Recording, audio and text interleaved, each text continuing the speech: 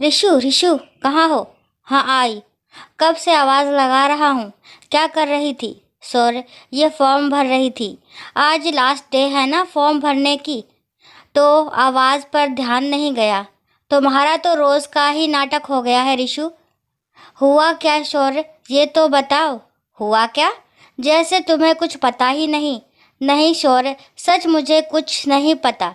मैंने तो नाश्ता बनाकर टेबल पर लगा दिया और आप लोगों को आवाज़ देकर मैं किचन में चाय बनाने के लिए चली गई। चाय बनाते बनाते फॉर्म भी भर रही थी। लेकिन बताइए तो हुआ क्या? रिशु मन ही मन ये सोचकर घबराने लगी कि कहीं मम्मी जी ने फिर तो कोई शिकायत नहीं कर दी शौर्य से। रिशु, तुम चाहती क्या हो, ये बता दो। क्या तुमसे शादी करके मैंने गलती की, या अपने माता पिता को अपने साथ यहाँ लेकर आया ये गलती की? शौर्य, फालतू की बातें मत करो। मैंने कब कहा है? शौर्य ने टेबल पर लगे नाश्ते की तरफ इशारा करते हुए कहा। तुम खाकर दिखाओ इसे। टेबल पर रखे नाश्ते को चखते ही रिशु का मुंह का स्वाद बिगड़ गया और बोली, सॉरी सॉरी, जल्दी जल्दी मैं नमक डालना भूल गई।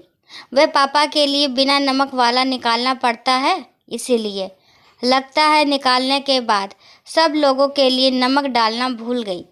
अभी लाती हूँ, रहने दो, तुम ही खाओ, अब मुझे देर हो रही है। शौर्य, चाय तो पी कर जाइए, बन गई है, मैं अभी लेकर आती हूँ। रिशु तुरंत किचन की तरफ भागी कि जल्दी से चाय लेकर आऊं। रिशु जब तक चाय लेकर आई, शौर्य जा चुका था।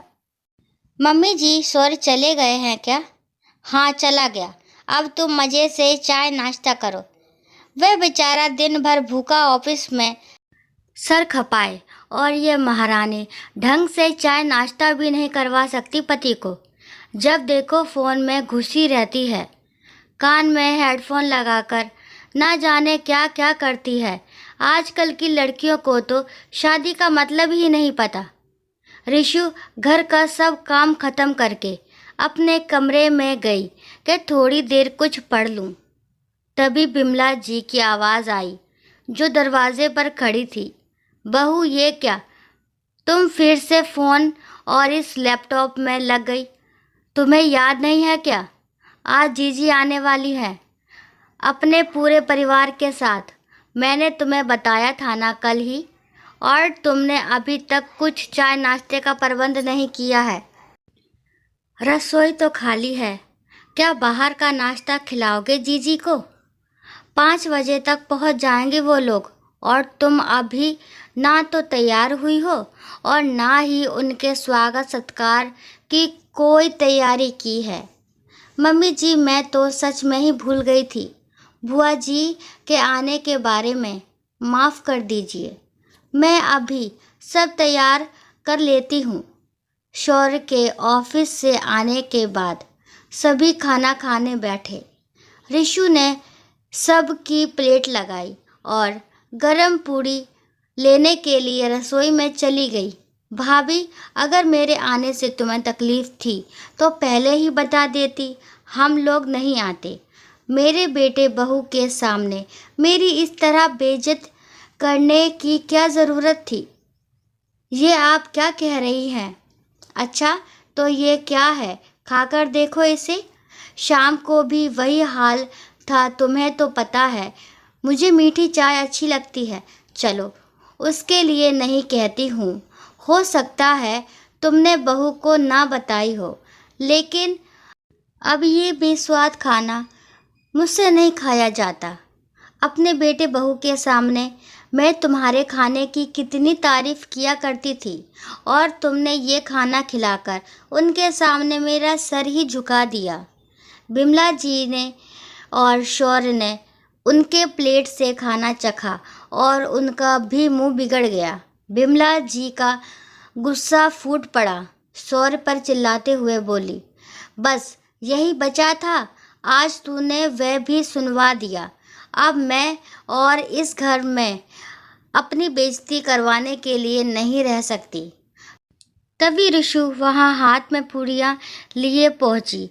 कुछ बोलने ही वाली थी, कि शौर्य ने एक जोरदार थप्पड़ रिशु के गालों पर जड़ दिया। उस थप्पड़ की गूंज से पूरे घर में सन्नाटा छा गया। रिशु के सब्र का बांध अब टूट गया था।